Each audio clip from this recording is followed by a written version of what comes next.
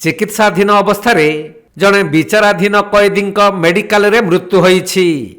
ମୃତ କଏଦୀ ଜଣକ ହେରଡ଼ା ଦିଗାଲ ହୋଇଥିବା ବେଳେ ସେ ଏକ ହତ୍ୟା ଉଦ୍ୟମ ମାମଲାରେ ବିଚାରାଧୀନ କଏଦୀ ଭାବେ କନ୍ଧମାଳ ଜିଲ୍ଲା ବାଲିଗୁଡ଼ା ଉପକାରାଗାରରେ ରହିଥିଲେ।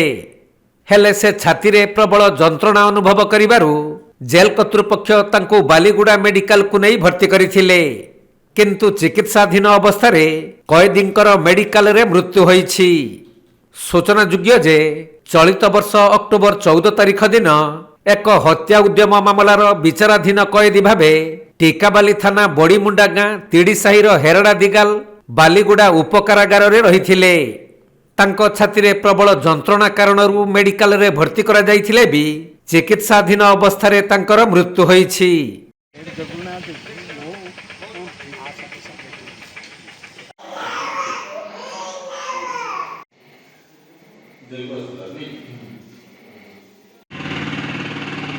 କନ୍ଧମାଳ ଜିଲ୍ଲାରୁ ଜ୍ୟୋତିପ୍ରକାଶ ସାମନ୍ତରାୟଙ୍କ ରିପୋର୍ଟ, କୋଣାର୍କ ଲାଇଭ୍।